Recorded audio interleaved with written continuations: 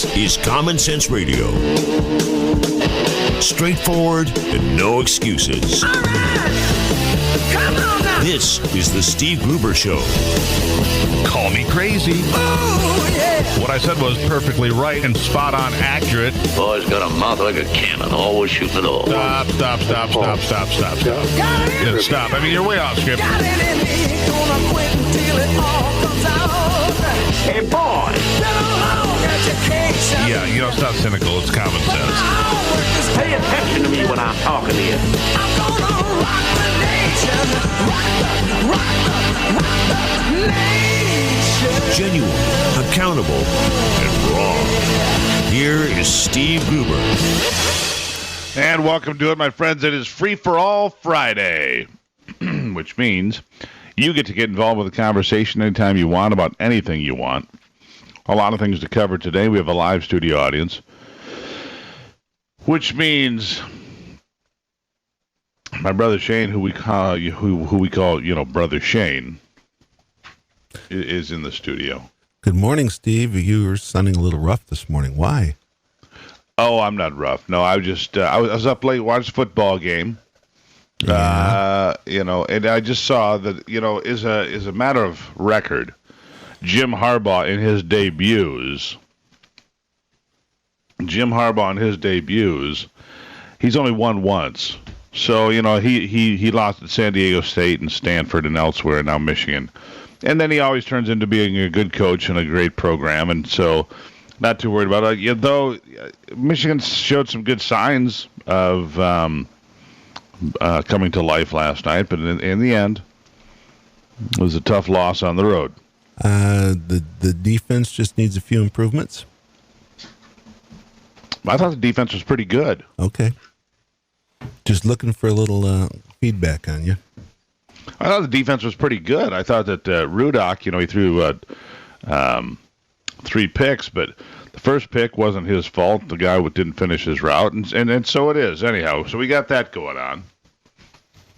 Also in football with its Michigan connection, Tom Brady will be suiting up after the Deflategate win because Brady will play the New England Patriots season opener next week after a federal judge threw out his Deflategate suspension yesterday, but the National Football League has not conceded defeat quite yet.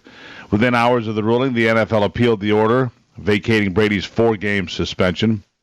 U.S. District Judge Richard Berman's decision in New York was a major setback for NFL Commissioner Roger Goodell, who had suspended Brady for his alleged role in a scheme to let some air out of footballs using the Patriots' January playoff victory, as you well know. The league's appeal, which will likely take months to resolve, ensures the litigation will continue to loom over the entire 2015 season. But for Brady, by the way, is 38 years old now, so he's getting to be a little long in the tooth in the NFL, to say the least. Had been banned until an October 18th date with the Indianapolis Colts, which would have cost him nearly $2 million in salary.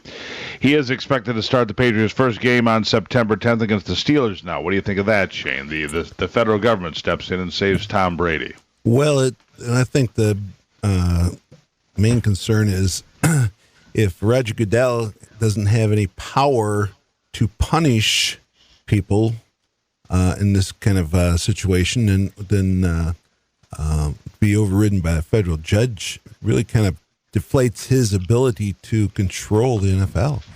Talk about Deflategate. Yeah. It's put him in a position where his bark is much worse than his bite. Yeah, he has no real power, so anyhow, the phone number here is 888-900-9966, 888-900-9966. It's the Steve Gruber Show on a free-for-all Friday. Also, Donald Trump on Thursday signed a loyalty pledge to the Republican Party. He did it. Most people, I didn't think he would do it. I don't think a lot of folks did. And with that, the somewhat renegade candidate became a little bit more mainstream, if you will, and a party establishment unsure of what to do with the bedeviling frontrunner brought him more fully into its embrace. And I think his numbers are going to go up. Well, but yesterday he had an interview where it was concerning foreign policy, and he wasn't as assertive with that as he was with business and creating jobs, etc. So that was my concern with him, and he had a little trouble on his feet on that one. Well, I don't know. I mean, other folks are saying that Donald Trump's brash, belligerent, blatant, blunt ways would be a problem with foreign policy. So I think for the critics, maybe it's a good thing to see him calm down a little bit. Foreign policy involves a word he doesn't have, and that's called diplomacy. Well, I think he probably does have diplomacy. We've heard from one of the guys I heard him talk, was talking about a meeting with him, was a leader of a large Latino group that was with him last week. And he said Donald Trump was very engaging, very polite, very kind, spent 2 hours with this Latino group. And they said, behind closed doors, very different, because you got to remember this, Shane. Donald Trump wouldn't be closing these deals and building these buildings and doing all these things if the public persona of him that you see out on the campaign trail, the bravado and the the raucous behavior and that the way he approaches a campaign stop, if that's the way he conducted himself behind closed doors on business deals, he wouldn't have business deals. So I firmly believe that he has the acumen and the ability to pull these things off because it's what he's done his entire life. Well, he is probably the top negotiator in the world. He really is, as we well know, because he's been down to being broke and built himself up to be a very rich man, as he will let you know. But he didn't do that. He's really rich. And he didn't do that by being dumb or being a poor negotiator, obviously, because there's a give and take in every deal. And right. He's done very, very well at that. And one other little bit of a note, and I guess I didn't realize what this tweet is. I'm going to go ahead and find it, but ESPN says commentator Kurt Schilling will be off the air for the next month in the wake of an anti-Muslim tweet he sent out. ESPN said Thursday that Schilling won't be on telecast for the rest of the regular season or the American League Wildcard Championship game on October the 6th. The former star pitcher and Sunday Night Baseball analyst was pulled by ESPN from a major league game in the network's coverage of the Little League World Series last month after he retweeted a post that compared Muslims and Nazi-era Germans. I suppose he should have just compared George W. Bush to Adolf Hitler, because that would be acceptable, of course. At the time, Schilling said he made a bad decision. Schilling later sent an email to a sports media site about his Twitter post, causing a further uproar. ESPN said Kurt's actions have not been consistent with his contractual obligations, nor have they been professionally handled. They have obviously not reflected well on our company. So Kurt Schilling's out for actually comparing the Nazis to Muslims. I saw the tweet. It was it was just some facts. They were accurate at the time, but you can't put that up. Well, maybe some Nazis were offended. Maybe that's what it was. Yeah. It's Free for All Friday. The phone number here is 888-900-9966. Brother Shane holding down the home for it, and I'm on the road on the Northern Studios in Boyne City today. It's the Steve Gruber Show. Let's do this.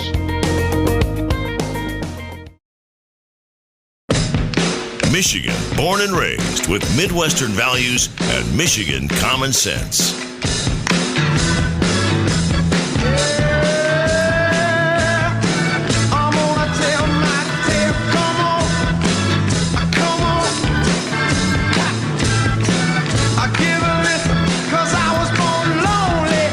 Welcome back to it. It's the Steve Gruber Show on a Free-for-All Friday edition. All right, so here's something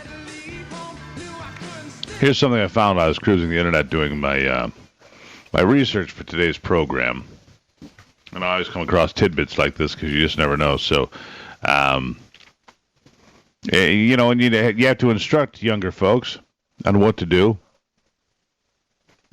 As they get older and how to meet the needs and the requirements of life. Okay, so here's a list. It's the keys to success for those who are inheriting America in 13 easy steps. All right? Follow these proven and simple steps. First, this is for young men, first get a girlfriend. And then number 1, do not marry her. Number 2, use your mother's address to receive your mail.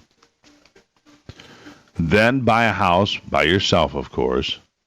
Rent the house out to your girlfriend, who now has 2 kids, yours. Then Section 8 will pay $900 a month for your 3-bedroom home. The girlfriend will sign up for Obamacare so the guy doesn't have to pay for family insurance. Being a single mother, the girlfriend gets to go to college for free as well. The girlfriend gets $600 a month for food stamps. The girlfriend gets free cell phones from the United States government and free utilities. The guy moves into the home but still uses his mom's home address to receive mail. The girlfriend claims 1 kid and the guy claims 1 kid, so now they both get to claim head of household for an $1,800 credit. The girlfriend gets disability for being crazy or having a bad back at $1,800 a month and never has to work again. The plan is perfectly legal and is being executed by millions of people, some say. A married couple with a stay-at-home mom yields $0. An unmarried couple with a stay-at-home mom gets $21,600 in disability, plus $10,000, $800 in free housing, plus $6,000 in free Obamacare, plus $6,000 in free food, plus $4,800 in free utilities, plus $6,000 in Pell Grant money to spend, plus $12,000 a year in college tuition, plus $8,800 in a tax benefit for being a single mom, which comes out to $75,000 a year in benefit. Now, do you have any idea why we are $18 trillion in debt? See, these little tidbits, and it's interesting. I'm looking. I don't know if they're all true. Snopes, the truth or fiction website says that it's a lot of truth to it. It says it's a mixed result. So I went and checked it out. I thought I would just share it with the good folks this morning. Shane, what do you think? Is this the way you educate folks? Well, I saw that list the other day, and on Tuesday I'm going to start signing up as a single mom. How do they know? I am a woman on the inside. You identify as a single mother on welfare. That's right. Yeah, and how could they say otherwise? They can't. Right, and if you identify as a single mother on welfare, then they clearly owe you all of the. I trimmed my goatee way back. I didn't get it all, but I trimmed it way back. So, and I feel my feminine side. So I think I should qualify. $75,000. Come on, man. And if you work the tuition right, you can get the tuition money given directly to you without having to go to school. Mm-hmm. I think these people who have figured the system out should have degrees in accounting because they're very intelligent. Apparently, they're doing better than I am in that regard. Apparently, yes. They've got things figured out. All right, heading into it's the Labor Day weekend, of course. I invited Shane and his wife to join us up north. Of course, he snubbed me. Oh, you're not the only 14th. One. No. It's like the 14th time in a row. Ivy and I invite Shane and his wife to join us on numerous occasions, and he just snubs me, which is weird.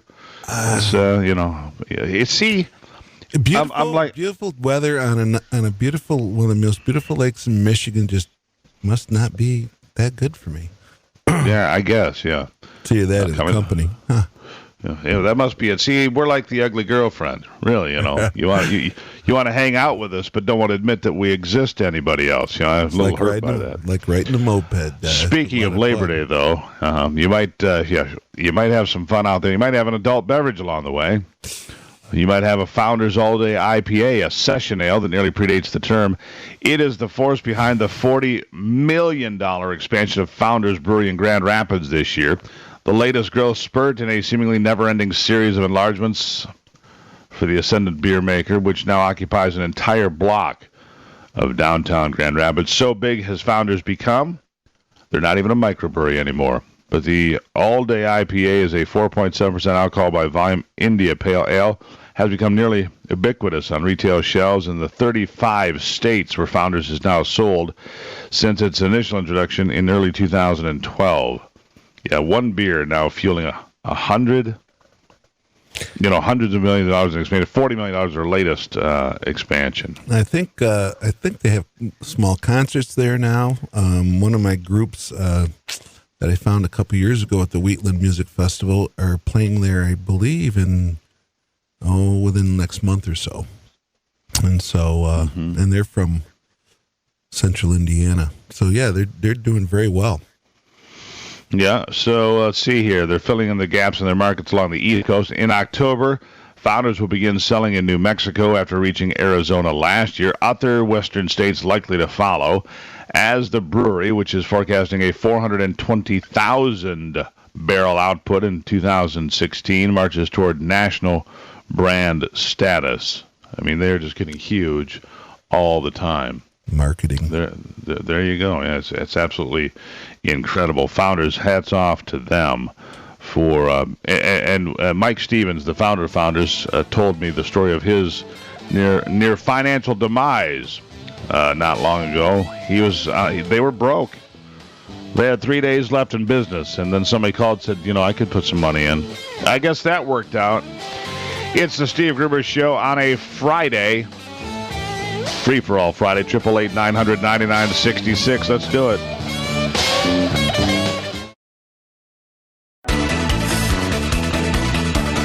Keeping you in touch with Michigan and the world. Big money goes around the world. Big money on the ground. Big money got my voice. All righty, it's 33 after the hour on this free-for-all Friday. You've heard me tell the story about driving through Fort Wayne, listening to talk radio, and hearing on the radio that Fort Wayne, Indiana is $500 million in debt. That was 2 or 3 years ago, and it just blew me away. That if an average city like Fort Wayne, that's not a huge city or a small town, has that kind of a debt, and America's carrying $18 trillion in debt, then every city in America could be in trouble. And how did every city in America become debt-ridden like that?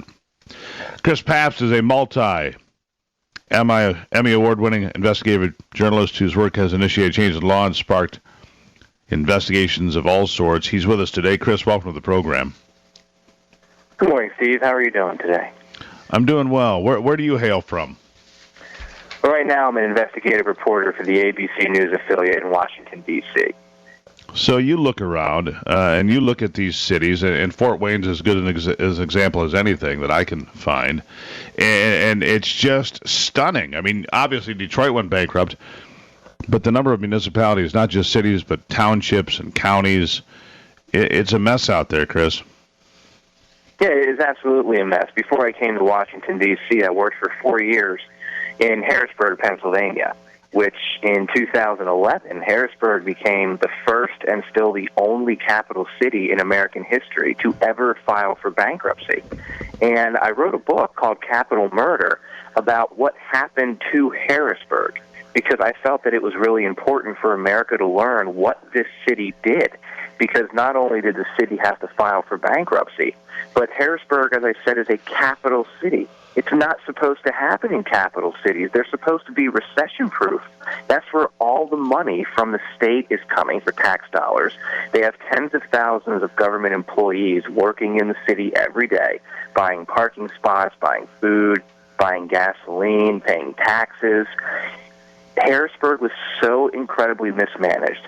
Harrisburg built up so much debt that the people of the city, in large part, just allowed to happen. They allowed their elected leaders to do it, and then when the city finally financially collapsed and fell apart, the people of that city suffered, which is why I wrote Capital Murder, Steve. I feel that we need to understand what happened to Harrisburg, because if more cities go down that path, the suffering of the people was terrible and unnecessary.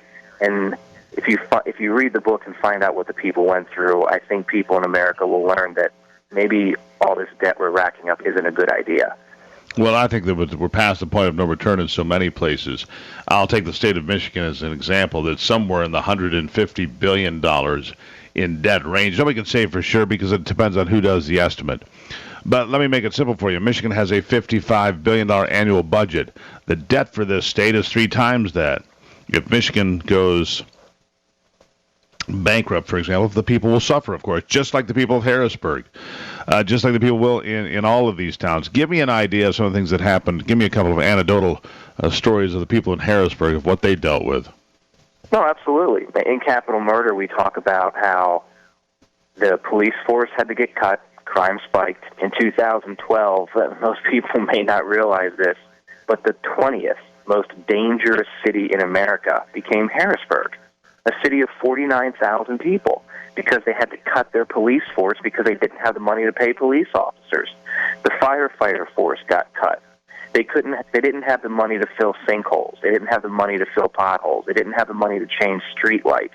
I tell one story in the book of a woman who had a house next to hers. It was a blighted structure, and the city didn't have the money or didn't have the leadership to remove these blighted structures.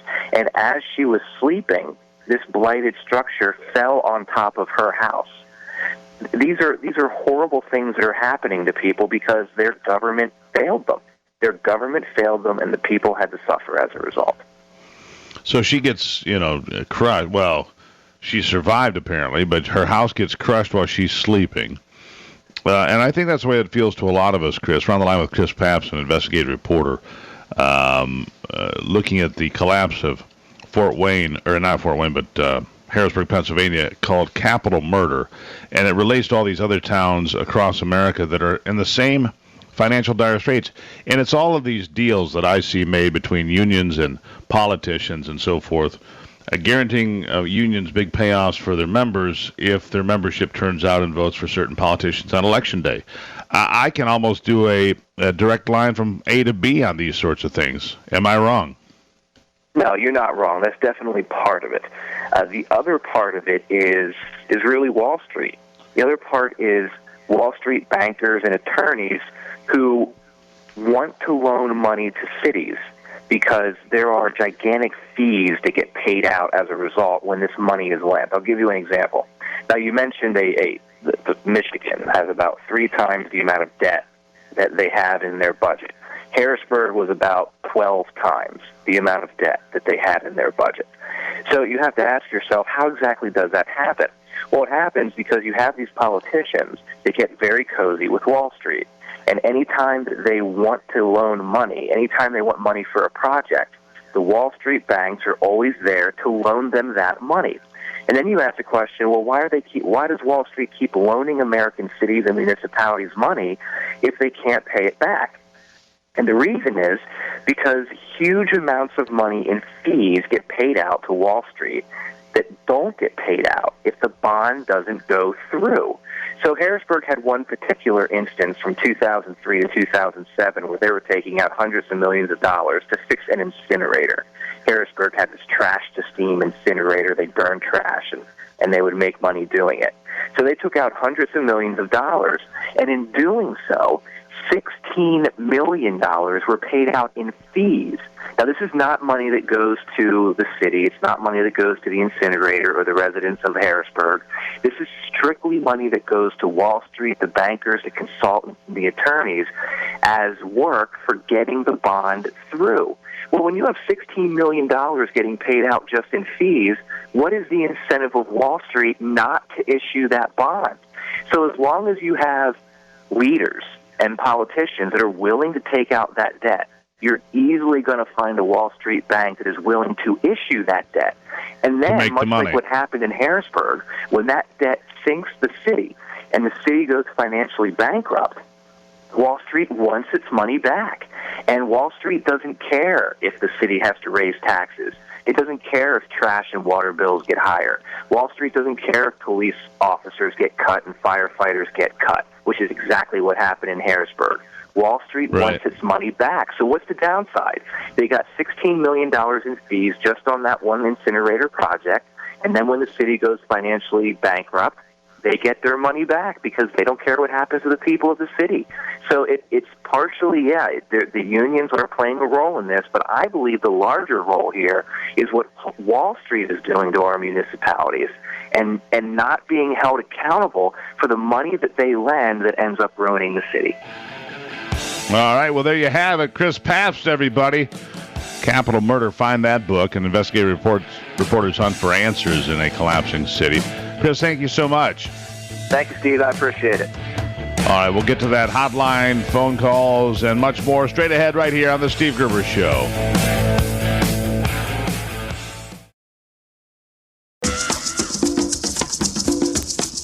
The Steve Gruber Show, American Values with Midwestern Common Sense. Please allow me to introduce myself. I'm a man of wealth and taste. I've been around for... All righty, let's get to the hotline. Matt's on the line this morning. Matt, welcome to the program. Yeah, good morning. What's that old saying in America we made up? When the going gets tough? They start raising taxes? No, the government gets growing. When the going gets tough, the government gets growing, and that's the problem. We're not going back to the people for the answers, and I think I have a solution, possibly. It really concerns me, is instead of a slush fund government, we have a trust fund government. And you list the things they do and allocate it out through a trust, just like in a state, and they're held accountable for all the things that we want done, the basics. Now, you've used the term trust and accountable in the same sentence with government twice in a row since you've been on the phone here. Are you into the sauce a little early this morning, or what's going on? Well, you know how in a state, when someone passes away, the lawyers allocate the money that goes out towards the family or anybody that's involved with the trust? Yeah, sure. Okay. They're held accountable for that money based on the contract that was made between the person that passed away and the lawyers. We should be the people that they're held accountable, the politicians, with the trust fund and the lawyers.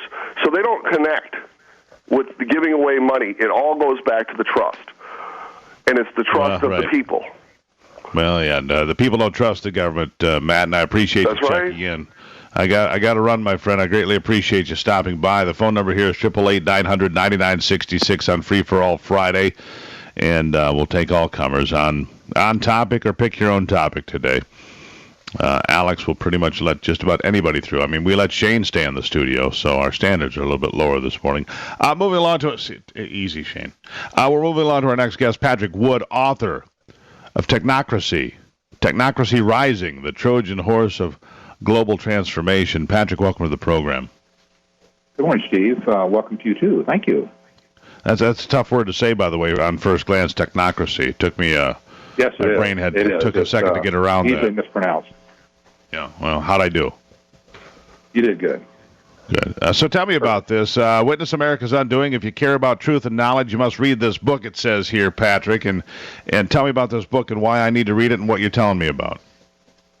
Well, I wrote Technocracy Rising as the final result, actually, of my lifelong study of globalization and the global elite as well. And technocracy historically was a movement back in the 1930s that proposed that scientists and engineers should run our country, actually our whole continent, and that politicians should just get out of the way and basically just go home, and they would create something akin to a scientific dictatorship where they would run everything themselves. It was an alternative economic model to capitalism and free enterprise. And it's a historical movement, but the concern is today, all of the United Nations machinations to implement sustainable development and Agenda 21 around the world, come to find out that's really nothing more than warmed over technocracy from the 1930s. And they're fully intent on implementing this all around the world. So what's wrong with it? Pardon? I said, okay, so what's wrong with it? They have this new idea to run the world. They can run it more efficiently. They can save us money. They can create plenty of of everything for everybody. What's wrong with that? Well, they offer the utopian dream of jobs for everybody and the eradication of poverty and disease and things like that.